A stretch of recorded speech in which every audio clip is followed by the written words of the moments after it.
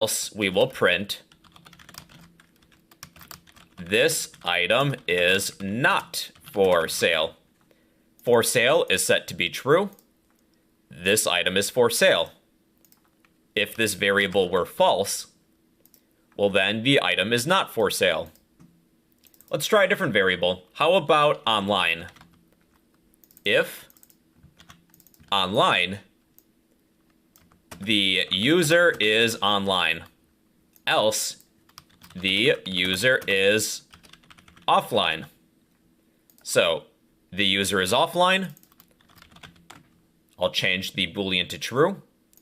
The user is online. So with if statements, you can either write a condition or you could use a Boolean.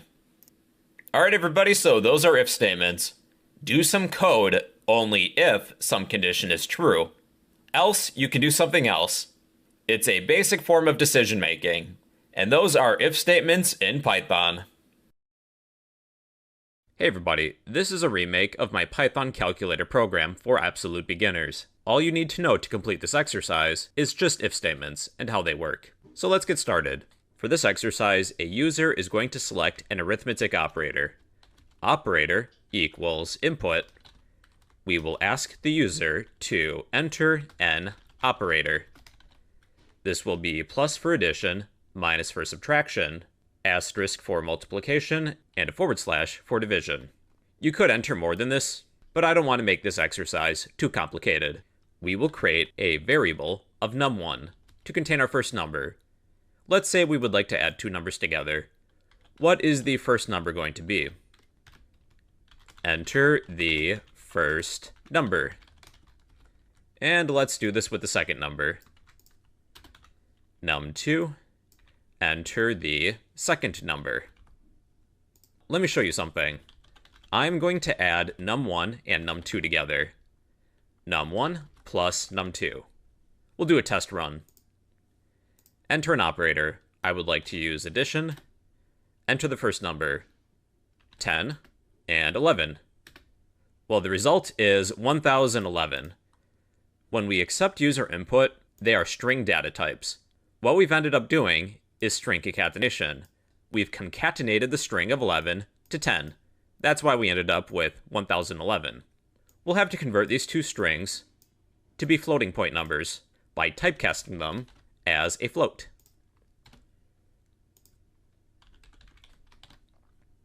So enclose your input functions with a typecast of float. And now we should be able to add those two numbers together. So let's add 10 and 11. And we get 21.0. Depending on the operator that the user selects, we'll use some if statements to determine that.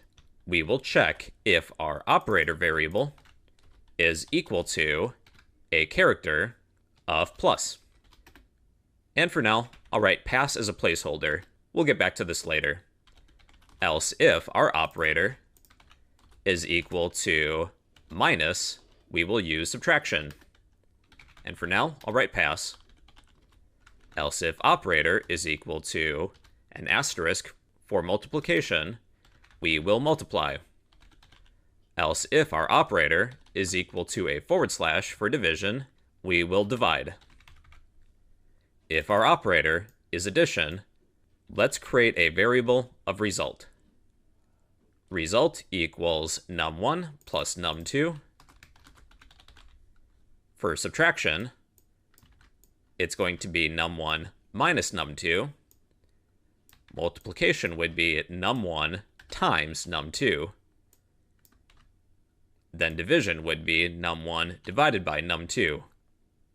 Then we just have to print the result. Print our result.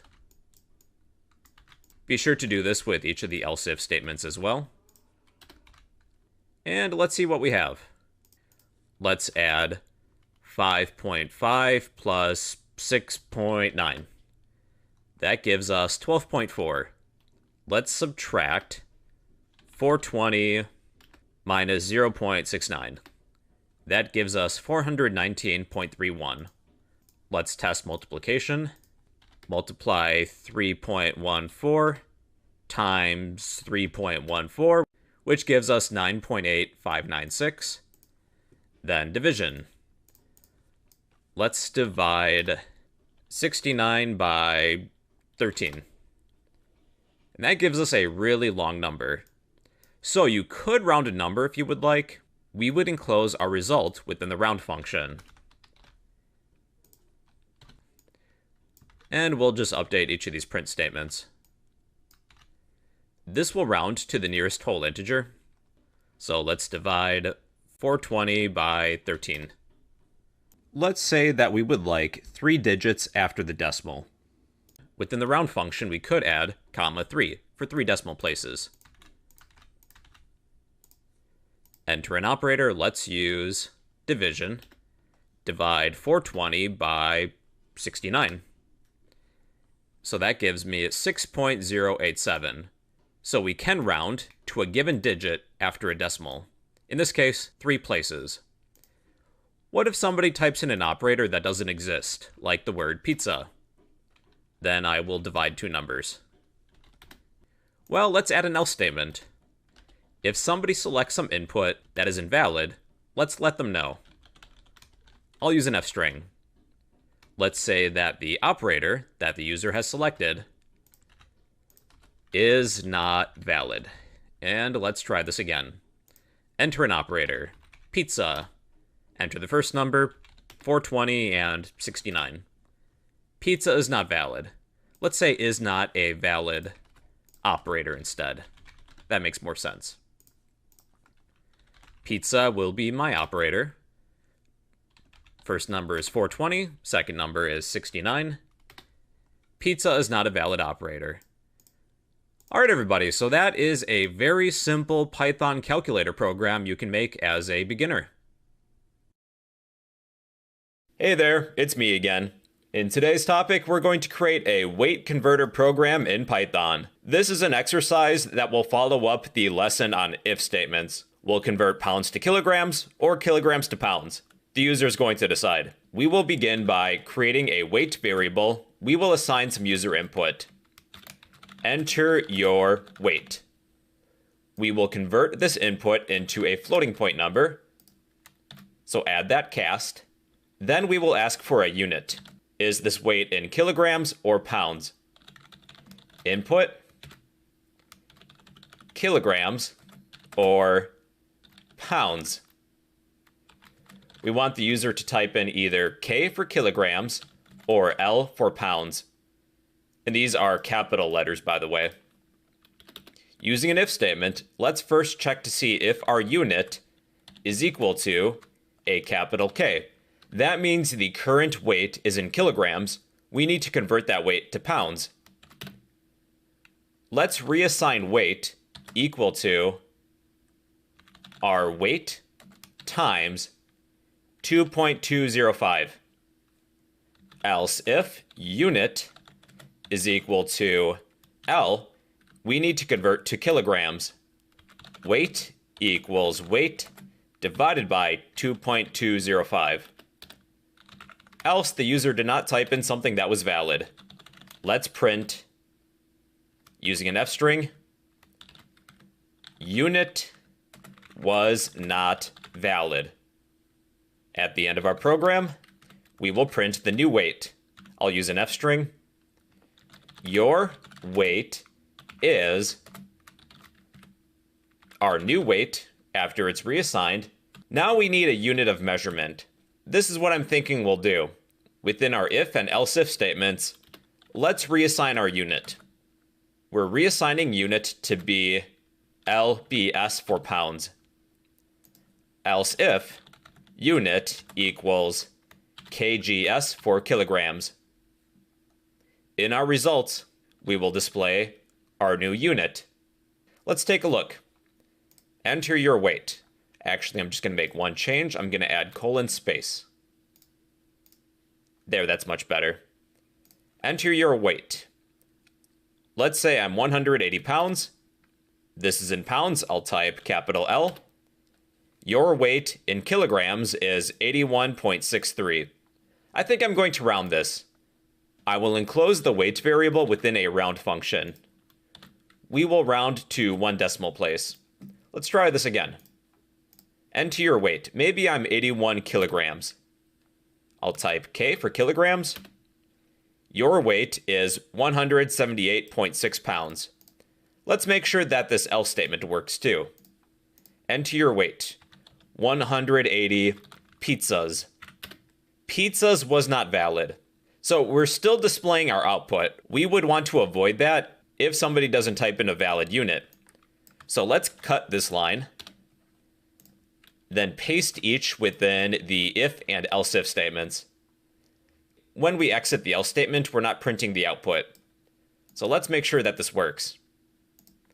Enter your weight. I am 180 pizzas. Pizza was not valid. All right, everybody. Well, that is a weight converter program in Python. I thought this would be a helpful exercise now that we have finished the section on if statements. And yeah, that is a weight converter program in Python.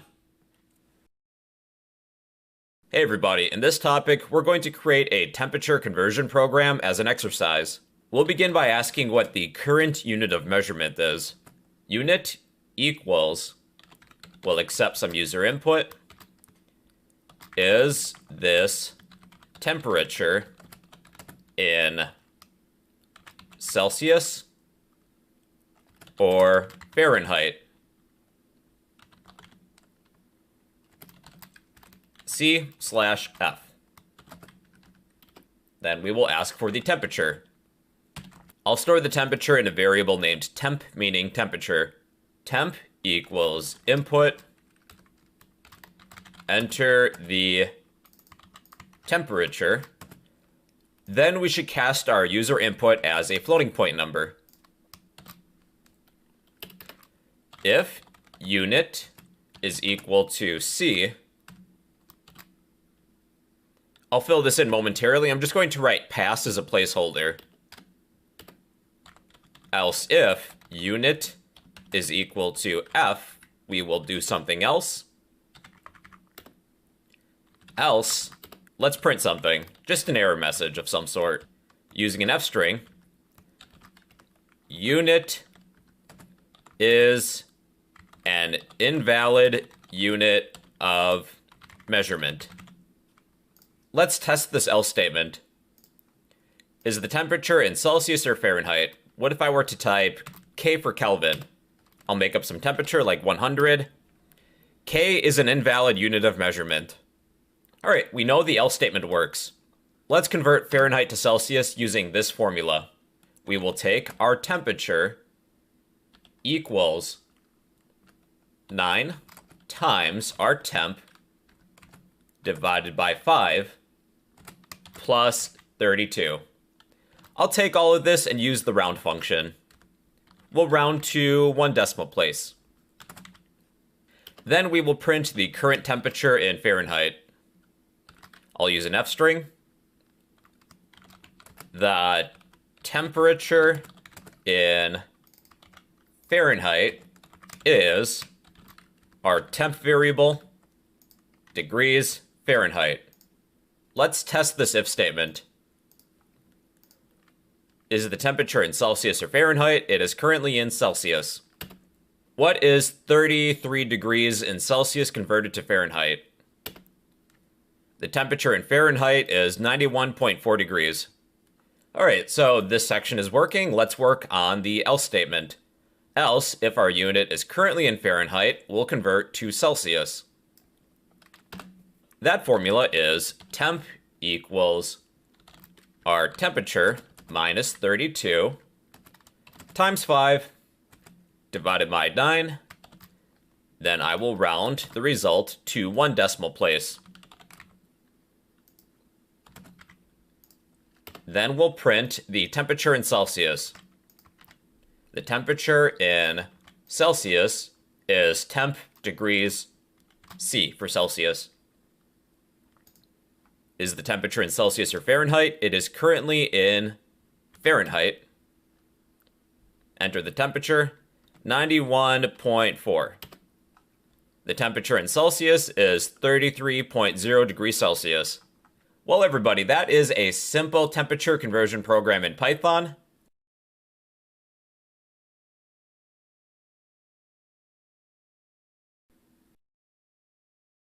Alright, people, we're talking about logical operators today. Logical operators allow us to evaluate multiple conditions. We can link them together. There's three we'll discuss: or, and, not.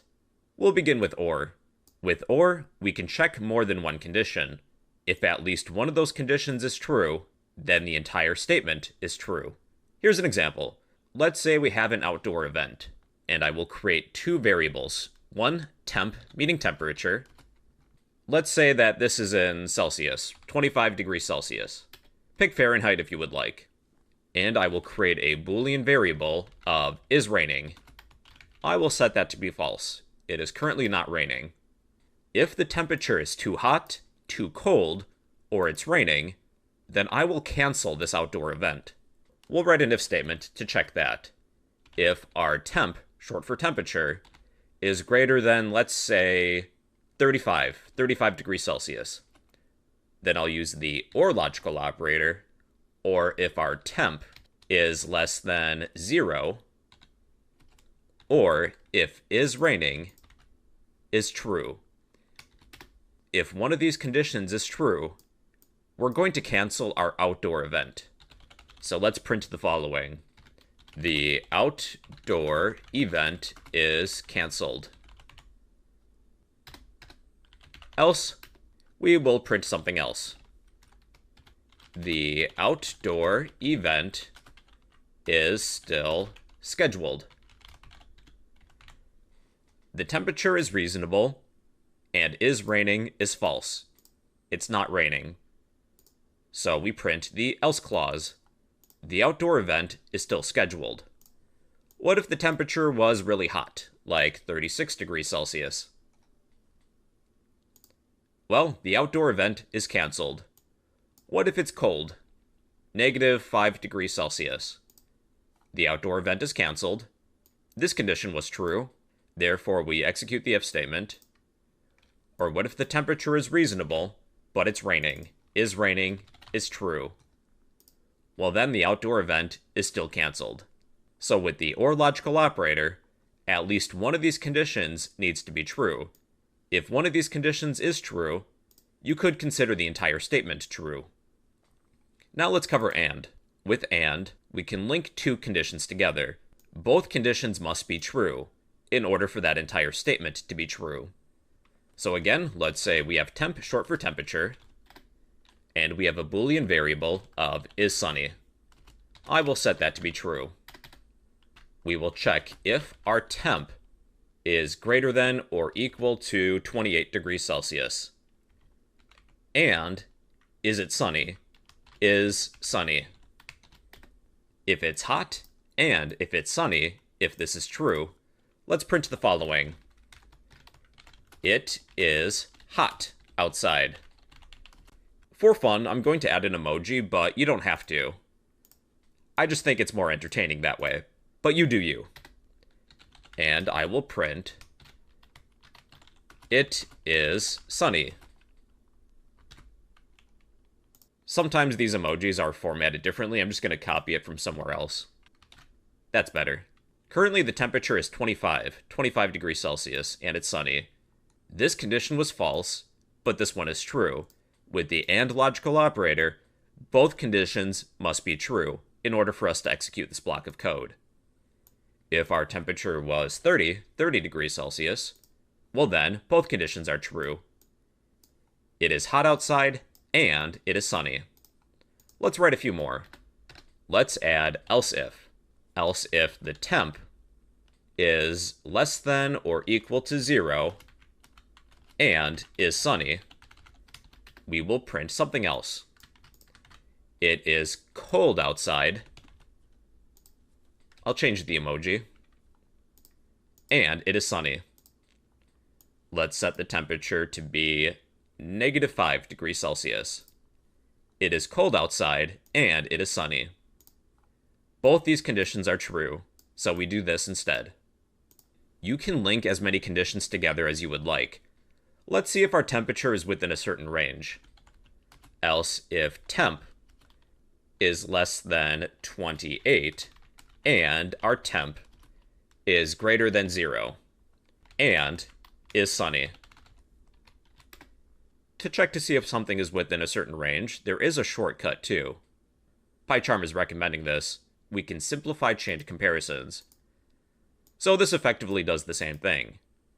If 28 is greater than our temp, and our temp is greater than 0, and it's sunny, then we will print it is warm outside rather than hot.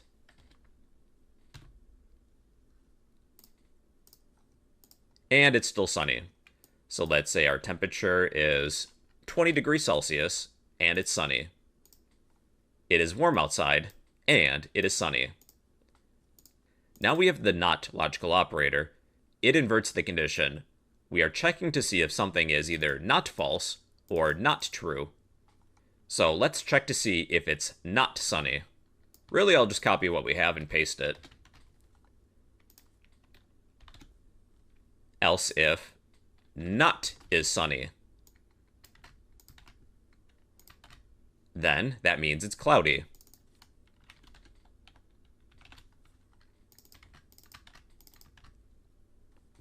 And let's use a cloud emoji.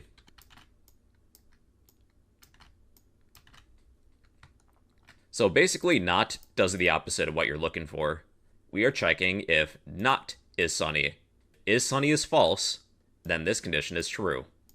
Okay, let's say our temp is 28.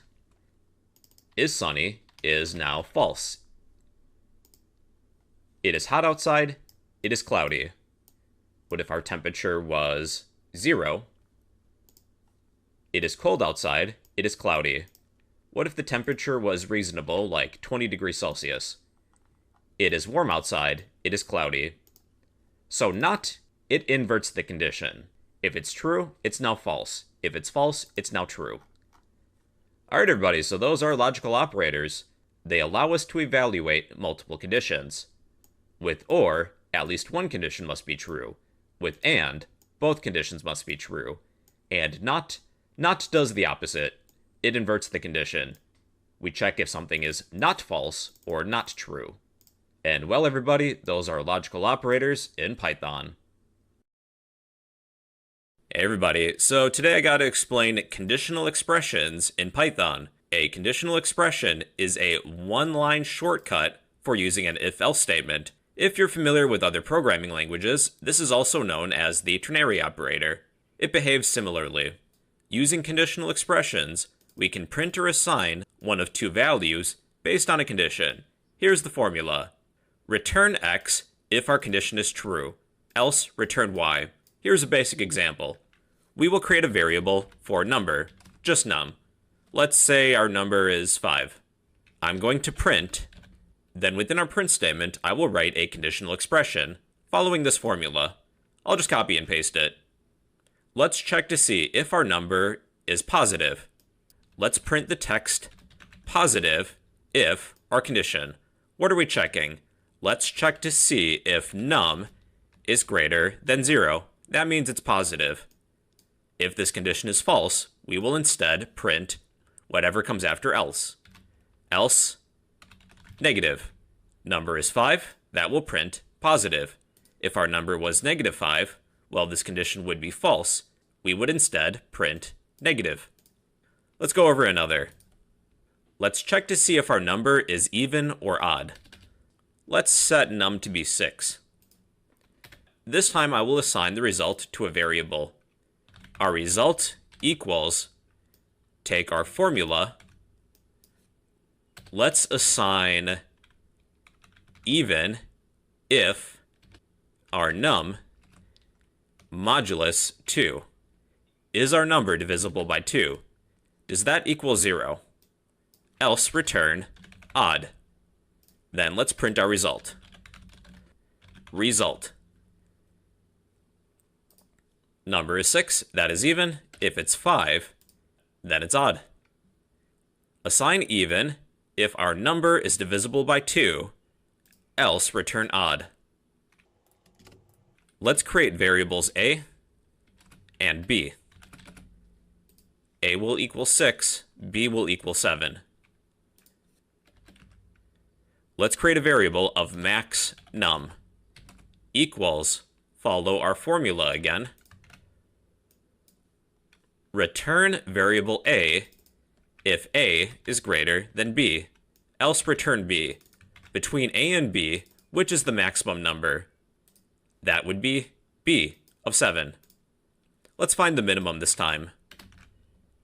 Min num a if a is less than b, else return b. The minimum number between 6 and 7 is 6. This time we'll take an age. Age equals 25.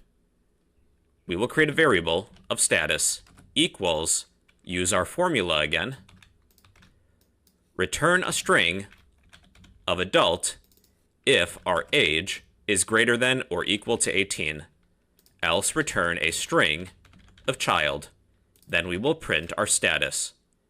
Our age is 25, that's greater than or equal to 18, we will print adult.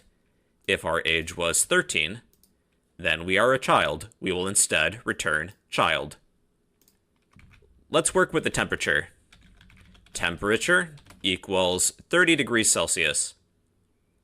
So that's hot. Let's create a variable of weather.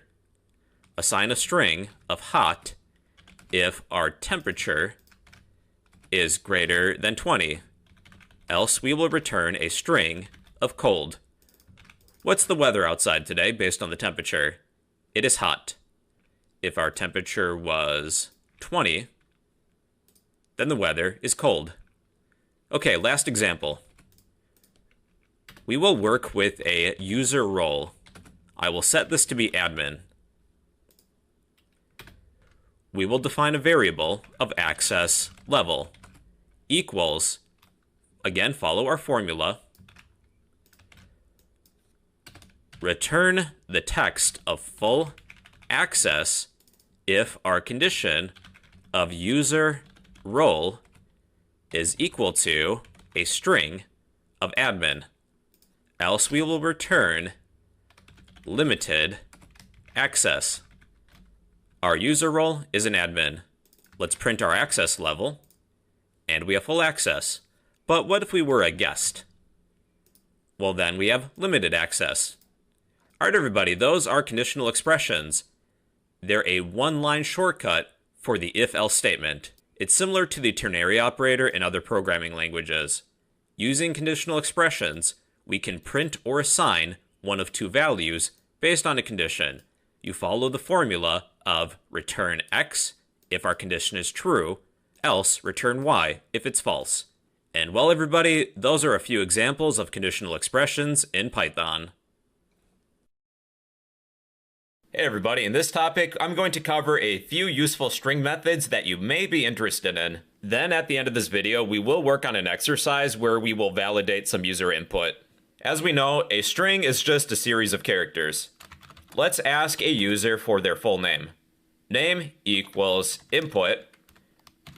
Enter your full name. The first method I'll show you, well, technically this is a function. The length function will give us the length of a string. How many characters is it? We will find the length of our variable name after the user types in some input. This function returns an integer. I'll store that result within a variable, let's just say result. Then I will print whatever the result is. Why don't you go ahead and type in your full name? The length of this string, in my example, is 8 characters. That does include spaces too. 1, 2, 3, 4, 5, 6, 7, 8. If you ever need the length of a string, there is the length function. Let's move on. If we were to type our variable, name, followed by a dot, we have access to a whole bunch of different methods. We have the find method. The find method will return the first occurrence of a given character, the position. Let's find any spaces. I'll store the result within a variable named result. I will type in my full name. The first occurrence of a space, that's what we set, is at position 3. When working with indexes, we always begin with 0. This first character would have an index of 0, then 1, 2, 3. That's why the find method returned 3 in place of 4. Let's find the first occurrence of a capital B. See, it's 0. How about O? For me, that would be 2. So remember, it's always the first occurrence. If you need the last occurrence, there is a different method, which is R find. R meaning reverse. We will find the last occurrence of an O. That has a position of 5. 0, 1, 2, 3, 4, 5. If Python isn't able to locate a given character, it will return -1. Let's find any, I don't know, Q's. Python could not find any lowercase q's. The rfind method will return -1 if there are no results. We can capitalize the first letter in a string by using the capitalize function. Name dot capitalize. This method will return a string. I will reassign that to name. Then we will print our name capitalized. I'll be sure to type in my name, all lowercase. Since this is all one string, only the first letter is capitalized, even though I'm including a first and last name. The upper method will take all of the characters in a string, then make them all uppercase. Follow your variable that contains a string, followed by .upper. Then I will reassign the result to my name variable to overwrite it. Enter your full name. All of the letters are now uppercase. There is also lower to make all of the characters lowercase. Name equals name dot lower. Yep, all the characters are lowercase now.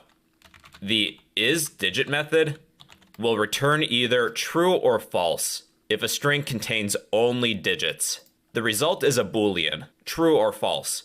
I'll store that within a variable named result, then print result. So if I were to type in my full name, isDigit returns false. There are not only digits within that string. If my string was some combination of alphabetical characters and numbers, this method will still return false. It only returns true if my string only contains digits. I'll just type in 1, 2, 3. See, that's true. That is the isDigit method. Otherwise, we have isAlpha.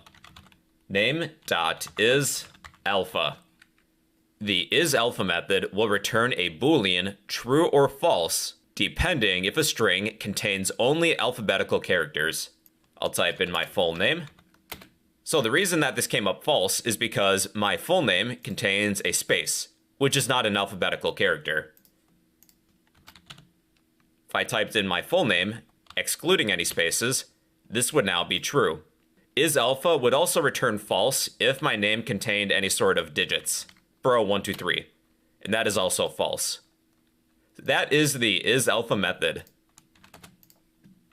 Now let's ask for a phone number. Phone number equals input. Enter your phone number. With the phone number, they typically contain dashes. Let's count how many dashes are going to be in somebody's phone number. Phone number dot count method. Let's count the amount of dashes. So place a character within the count method. This method will return an integer. Let's store that within a variable. Result equals phone number dot count method. So type in some phone number, 1-234-567-8901. We have 3 dashes within the string. 1, 2, 3. That is the count method. We can count how many characters are within a string. We also have the replace method. Honestly, the replace method is probably one of the most useful methods of strings. We can replace any occurrence with one character with another. Replace. Let's replace any dashes with maybe a space. This method will return a new string. I'm going to reassign this to our phone number variable. Then print the phone number. Enter your phone number, 1-234-567-8901. So here's my new phone number, but we've replaced all of the dashes with spaces. Even better yet, we could eliminate all the dashes completely by replacing the dashes or another character with an empty string. 1-234-567-8901. Here's our new phone number without any dashes. We've replaced all dashes with an empty string, no characters.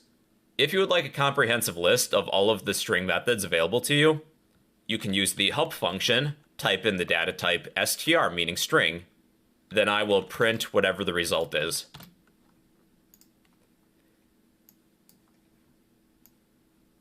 Here's a bunch of methods you might be interested in the future. Capitalize, casefold, center, count, encode, ends with, just to name a few.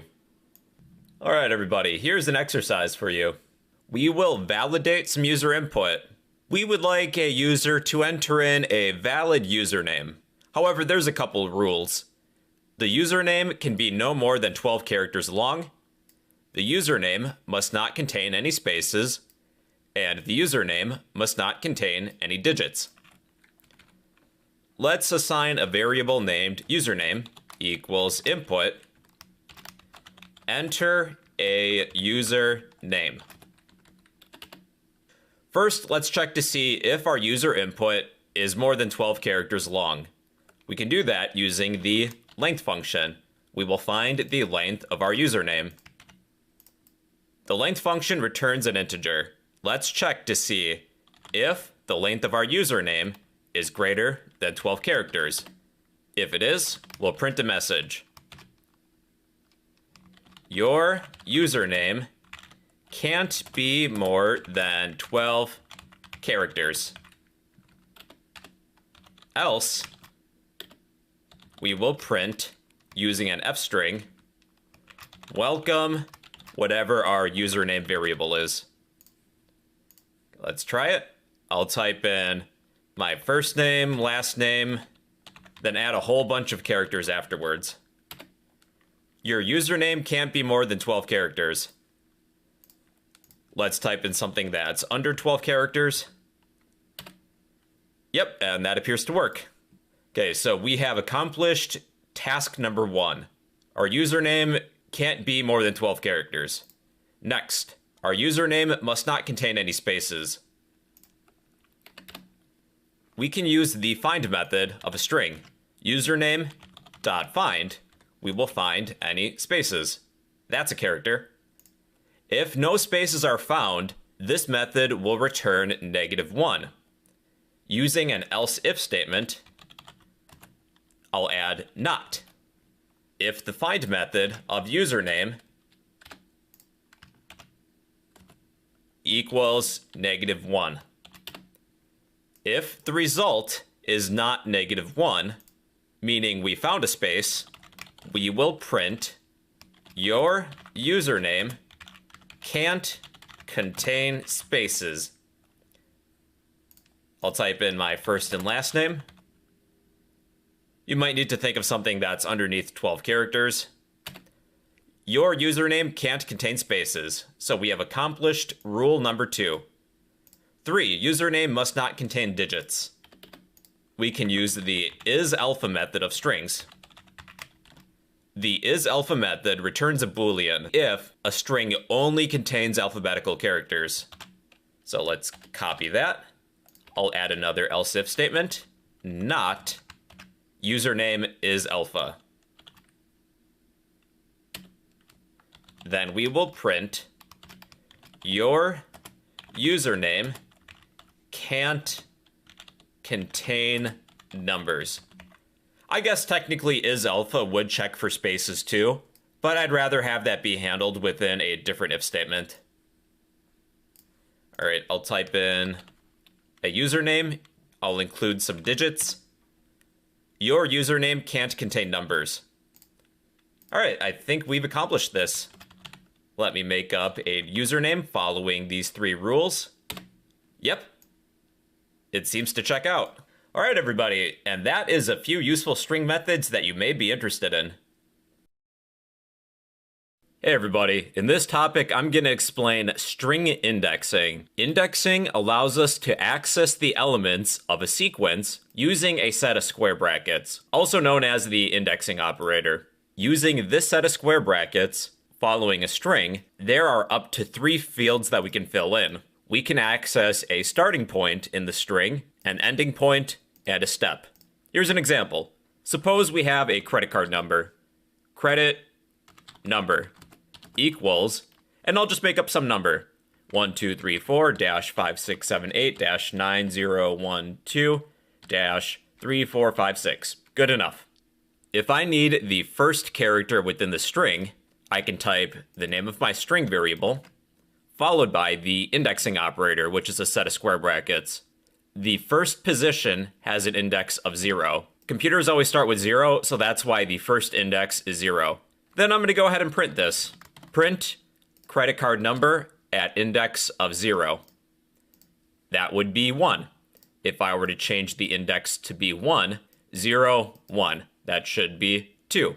Index 2 would technically be 3. Then 4 is the dash within our string, as you can see here. With the indexing operator, there's up to 3 fields that we can fill in.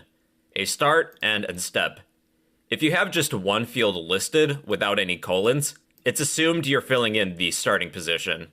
So now what if you would like the first 4 digits of the string? Well, we would type the name of our string variable, indexing operator. We'll need a starting index, colon, then an ending index. The first 4 digits would be 0, colon, 4. Then I will print this. And I'm just going to turn this first line into a comment. Yeah, there we go. We have the first 4 digits of our credit card number. 1, 2, 3, 4. Just so you know, with the ending index, this index is exclusive. This first number would be 0, 1, 2, 3, 4. So we did not include that dash within the number. The starting index is inclusive. The ending index is exclusive. So you can omit the 0 in the beginning. You could just say colon 4. Python assumes the starting position will be the beginning of the string. So that would work too. Let's get the next set of digits, 5, 6, 7, 8. Credit number, indexing operator. Let's find where the starting index would be. 0, 1, 2, 3, 4, 5. 5, colon, 6, 7, 8, 9. Then we will print whatever is here. The next set of digits is 5, 6, 7, 8. Maybe we need the last 12 digits. Well, what we could do in that case, we will take our string variable, credit number, set the starting index to be, let's see, 0, 1, 2, 3, 4, 5. 5, colon. If you need everything up to the end of the string, you don't need to list an ending index, just be sure to add that colon.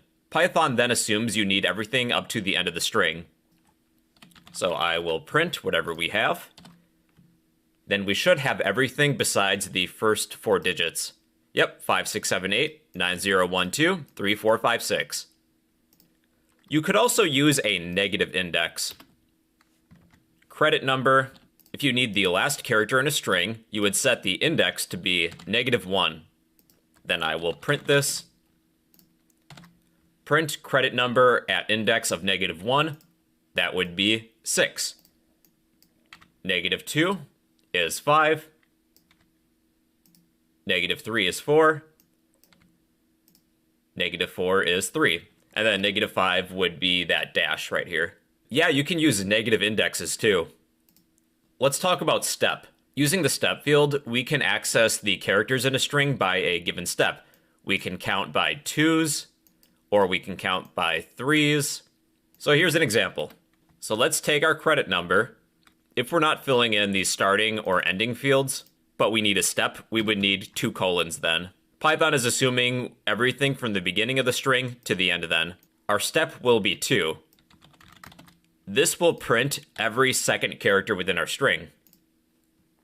Yeah, here we are. We have 1, 3, dash, 6, 8, 9, 1, so on and so forth.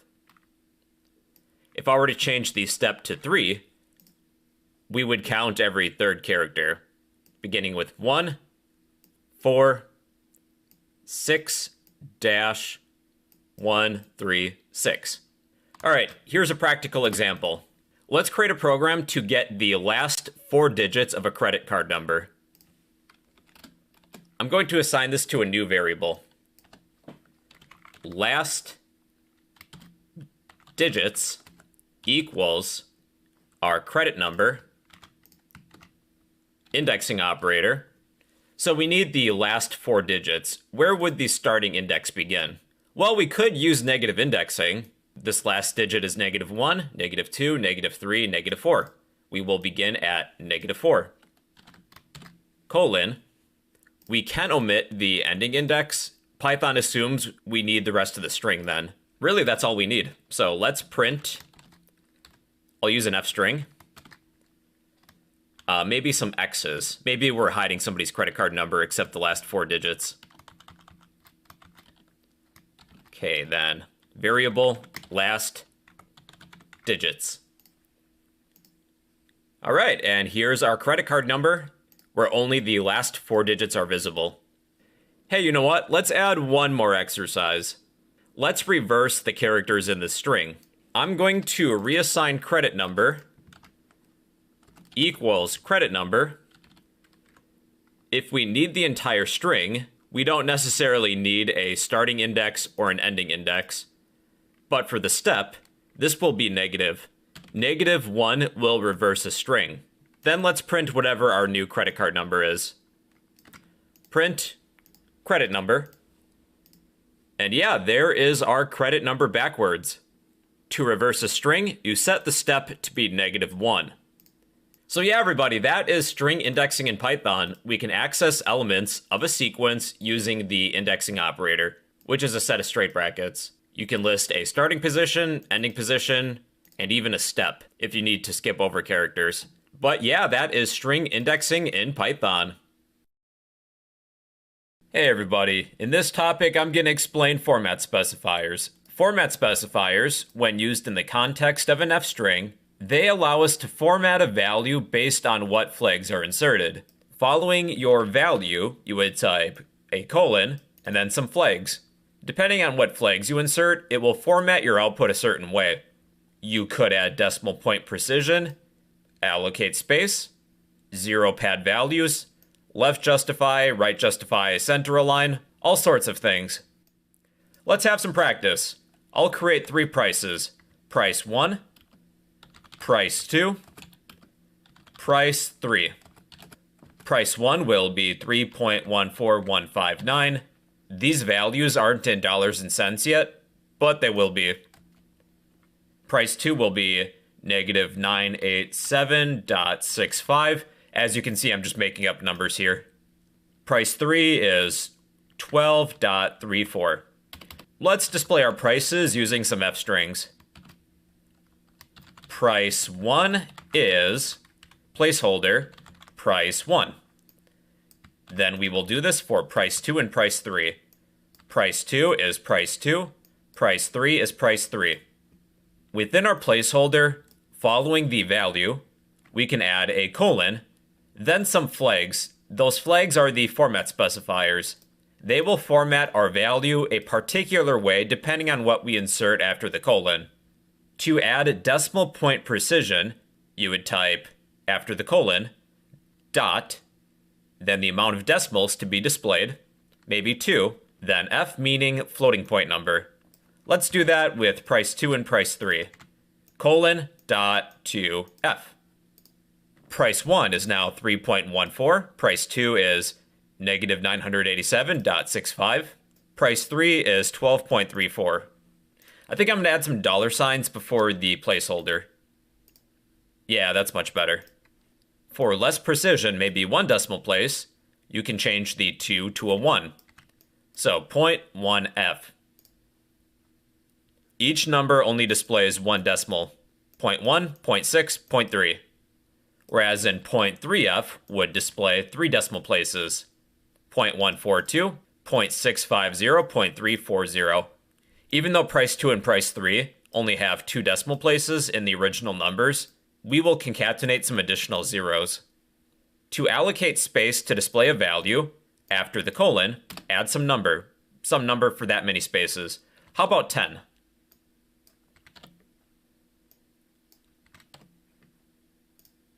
Each value now has a total of 10 spaces to display the output. 1, 2, 3, 4, 5, 6, 7, 8, 9, 10.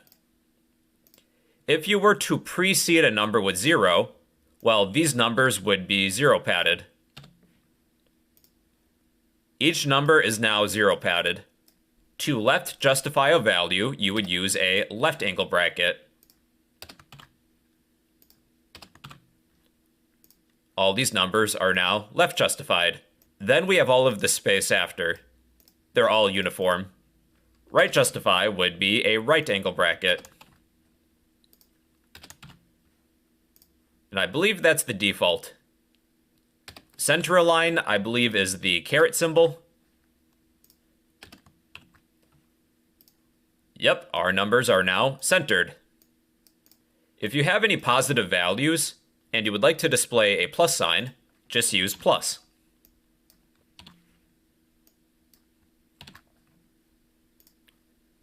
Any positive number is preceded with the plus sign, any negative number is preceded with the negative sign. Or you could use a space for any positive numbers. So colon, space. These numbers are lined up evenly, even though we have a negative number in here. There is a thousandth separator, which is a comma. We should probably increase the value of our prices. 3,000, negative 9,870, 1,200. Each thousandths place is now separated with a comma. We could also mix and match flags. I would like a thousandth separator, along with decimal point precision of 2 decimal places. And why not? I will precede each number with a plus sign if it's positive. Yep, here we are. So based on what you're looking for, you can add some combination of flags. So yeah, those are format specifiers, everybody. Within your placeholder, insert your value, a colon, then certain flags based on what you're looking for exactly. But yeah, those are just a few format specifiers in Python. Hey everybody, in this topic I'm going to explain while loops. A while loop will execute some code while some condition remains true. Here's an example. We'll use an if statement first. We will ask a user for their name. Name equals input. Enter your name. If our name is equal to an empty string, that means the user didn't type in anything. Let's print a message. You did not enter your name. Else, we will print, using an F string, hello, our user's name. If I were to skip this prompt, we would execute this if statement, then we continue with the rest of the program. What if I would like to continually prompt the user to type in their name? We can't continue until they type in something. Well, we could replace this if statement with a while loop. While this condition is true, continue to execute this code. Within the while loop, I'm going to reprompt the user to type in a name. Then if we were to exit the while loop, then we will print hello, whatever your name is. So let's run this. Enter your name. I'm going to hit enter. You did not enter your name. Enter your name. No, no, no. Okay, I give up. I'll type in my first name, hit enter. Hello, whatever your first name is. While this condition remains true, execute this code potentially forever until this condition is no longer true. So that's one of the main benefits of a while loop. If it's not true, then you exit out of the while loop. And that's why we were able to continue, then print our name. Hello, name. You do want some way to escape out of the while loop, otherwise you'll run into what's known as an infinite loop. So let's say while name is equal to an empty string, we will print, you did not enter your name. So I'm going to hit enter. So we are stuck in an infinite loop. We can't actually escape this loop. We didn't give ourselves an exit strategy. That's why previously we reprompted the user to type in something. We're giving them a chance to escape. In a way, it kind of works like an if statement, but instead of executing some code once, it's potentially infinite. Here's another example. This time, let's ask for a user's age. Age equals, and I will convert the input to an integer. Enter your age. We'll need the user to type in a positive number. While age is less than 0, let's print a message to let the user know that they can't do that. Age can't be negative. Then we need some strategy to escape. Let's reprompt the user to enter in their age. Once they type in something that's valid, we can escape out of the while loop. So let's print, using an f string, you are age years old. So enter your age. I'm going to say -1. Age can't be negative. -2. -1 million. Okay, I give up. How about 21? You are 21 years old. So that was another example. While our age variable is less than 0, repeat this code forever. Let's go over example 3. I'm going to introduce some logical operators. We will have the user type in a food they like. Food equals input, enter a food you like. But in order to escape, they need to press Q to quit. While food is equal to the letter Q, continue this while loop. However, I'm going to make one change. We want to exit the while loop when they press Q. So you could say while not food equals Q. So within this while loop, let's print the food that they stated that they like. I'll use an f string. You like your variable food. Then we will prompt the user to enter in another food that they like. Enter another food you like, Q to quit. Then once we escape the while loop, we will print just buy. Okay, enter a food you like, Q to quit. I like pizza. You like pizza. I like sushi. You like sushi. I like ramen. You like ramen. Okay, this program's kind of lame, so I'm going to press Q to quit, and we escape the while loop. We have printed buy. So you could do something while something is not true by using the not logical operator. All right, last example, example 4. We will use the OR logical operator. We'll ask a user to type in a number between 1 and 10. Let's say num equals input. Enter a number between 1 through 10. Then I will typecast the input as an integer. While our number is less than 1, or our number is greater than 10, let's reprompt the user. Let's print, using an f string, our variable num is not valid. Then we will reprompt the user. Enter a number between 1 and 10. Once we escape the while loop, then we will print our number. Using an f string, your number is our variable num. Enter a number between 1 through 10. 0. 0 is not valid. -1. 100. Nope. 5. Your number is 5.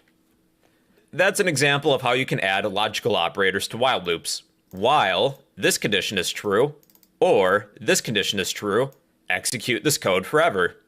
All right, everybody, so those are while loops. A while loop will execute some code while some condition remains true. It's fairly useful for verifying user input. If a user types in some input that is not valid, you can reprompt them. And there's many other uses that we'll discuss in the future. But yeah, those are while loops in Python. Why, hello everybody. In today's video, we'll be creating a compound interest calculator in Python. For those